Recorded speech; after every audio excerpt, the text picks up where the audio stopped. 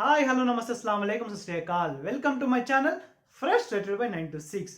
నా పేరు Mohammed Mohsin Ahmed. Review start చేసే ముందు ఒక 3 పాయింట్స్ చెప్దాం అనుకుంటున్నా. ఫస్ట్, నాకు తెలుగు అంత స్పష్టంగా రాదు. సో కొన్ని పదాలు పలికేటప్పుడు అక్కడిక్కడ అయితే కొంచెం అడ్జస్ట్ అయిపోండి ప్లీజ్. సెకండ్, నేను చెప్పేటప్పుడు వాడు, అది, ఇది అని ఇలా చెప్తాను. అంత మాత్రాన నేను వాళ్ళకి డిస్రెస్పెక్ట్ ఇస్తున్నాను కాదు. సో అది కూడా కొంచెం అడ్జస్ట్ అయిపోండి ప్లీజ్. థర్డ్, నా రివ్యూ నా పాయింట్ ఆఫ్ వ్యూ. సో నా point of view me point of view different ఉండొచ్చు. సో మీకు ఏదైనా పాయింట్ నచ్చకపోతే సో అండ్ సో పాయింట్ నాకు నచ్చలేదు అని కామెంట్ చేయండి. దీనివల్ల నాకు ఫ్యూచర్లో బెనిఫిట్ అవుతుంది. ఈరోజు ఎపిసోడ్ హైలైట్స్ ఏంటంటే ఒక 3 పాయింట్స్ ఉన్నాయి, 3 హైలైట్స్ ఉన్నాయి. First, Prithvi as a chief కంటెండర్గా సెలెక్ట్ అయిండు. సెకండ్, విష్ణు తీసుకున్న డిసిజన్.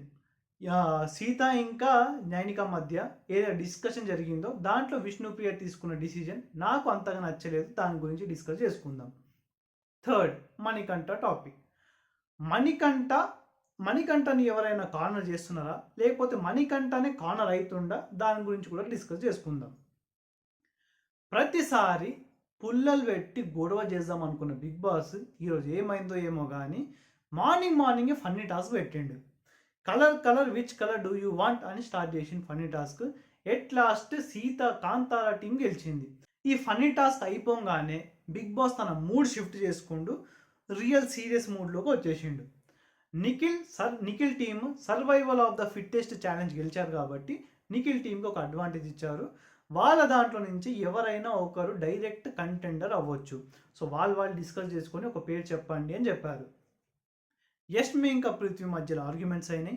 నాకు దాంట్లో యష్మి తన పాయింట్స్ తను చెప్పింది, పృథ్వీ తన పాయింట్స్ తను చెప్పాడు. బట్ నాకు పర్సనలీ యష్మి దగ్గర ఏం నచ్చదంటే తను చెప్పాల్సింది మొత్తం చెప్పేస్తుంది, మొత్తం లాస్ట్లో అయిపోయిన తర్వాత ఏడవడం స్టార్ట్ చేస్తుంది. ఇదేందో నాకైతే అస్సలు అర్థమే కాదు. ఈ మణికంఠ పాయింట్లో అట్లనే చేసింది, సోనియాతో కూడా అట్లనే చేసింది, ఈరోజు పృథ్వీతో కూడా అట్లనే చేస్తుంది. ఇది మరి సింపతి కాడా, లేకపోతే తను నిజంగానే అలానే ఉంటుందా, ఇది అర్థం అవుతలేదు. ముగ్గురు చెప్పింది విన్న తర్వాత నిఖిల్ ఎట్ లాస్ట్ పృథ్వీని యాజ్ ఎ చీఫ్ కంటెండర్గా సెలెక్ట్ చేసిండు. నాకు కూడా నిఖిల్ తీసుకున్న డిసిషన్ కరెక్ట్ అనిపించింది. బికాస్ పృథ్వీకి అగ్రెషన్ ఉంది అని చెప్పేవాళ్ళు. పృథ్వీ ఆ అగ్రెషన్ని కరెక్ట్గా కంట్రోల్ చేసుకోండి.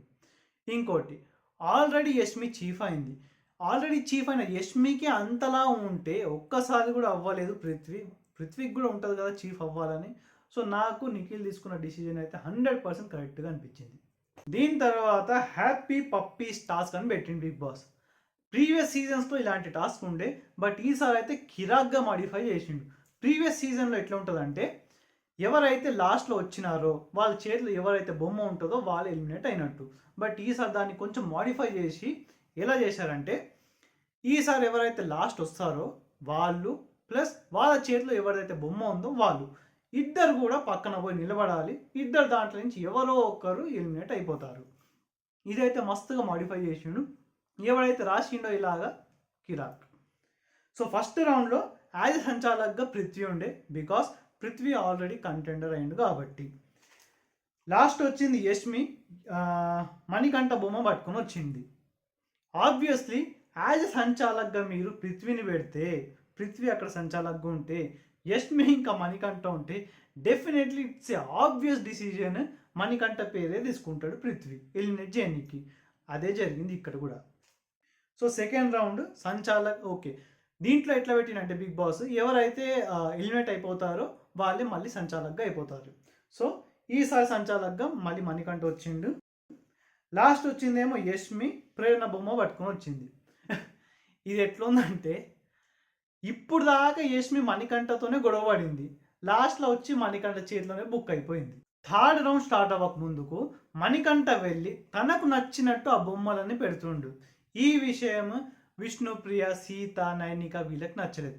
ఆబ్వియస్లీ అలా పెడితే ఇవ్వని కూడా నచ్చదు. దీనికన్నా ముందు పృథ్వీ ఉండే, పృథ్వీ ర్యాండమ్గా పెట్టేసిండు. బట్ మణికంఠ మాత్రం యూజ్ చేసిండు. ఈ విషయంలోనే మణికంఠ గురించి చెప్పుకుందాం. Manikanta you may hate him, you may love him, but you can't ignore Manikanta.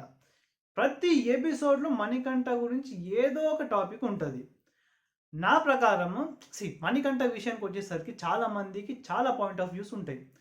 ఒక పాయింట్ ఆఫ్ వ్యూ ఉన్న వాళ్ళు ఎట్లా అంటే, హే! మణికంఠ సింపతి గెయిన్ చేస్తున్నాడు అని కొంతమంది పాయింట్ ఆఫ్ వ్యూ. కొంతమంది పాయింట్ ఆఫ్ వ్యూ ఏంటిది? అట్లేం లేదు, వాడు జెన్యూన్‌గానే ఆడుతుండు అని కొంతమంది. ఇంకా కొంతమంది, వాడు కావాలనే కార్నర్ అయితుండు, వాడే కార్నర్ చేసుకుంటుండు అని కొంతమంది. మరి కొంతమంది, అట్లేం లేదు, అందరూ కలిసి మణికంఠనే కార్నర్ చేస్తున్నారని కొంతమంది. ఇది ఏ పాయింట్ ఆఫ్ వ్యూ ఎట్లా ఉన్నా కూడా నాకేమనిపిస్తుందంటే, ఈరోజు పర్టిక్యులర్‌లీ ఈరోజు చూస్తే మణికంఠ కావాలనే తనకు తానుగా కార్నర్ చేసుకుండు ఈరోజైతే డెఫినెట్‌లీ ఈరోజు. ఎందుకంటే సీ మణికంఠకి ఈ హౌస్‌లో జెన్యూన్ ఫ్రెండ్‌షిప్ ఎవ్వనితో కూడా లేదు. ఫ్రెండ్‌షిప్ చేసినా కూడా ఎట్లా చేస్తారంటే, మొత్తం వాళ్ళతోని ఫ్రెండ్‌షిప్ చేసి, అబ్జర్వ్ చేసి, ఆ పాయింట్ తీసుకెళ్ళి నామినేషన్‌లో ఏస్తాడు. మళ్ళొచ్చి ఏం చెప్తాడు, friendship is friendship, nomination is nomination, game is game, ఇవన్నీ పట్టించుకోవద్దు, దీన్ని లింక్ చేయొద్దు అని చెప్తాడు.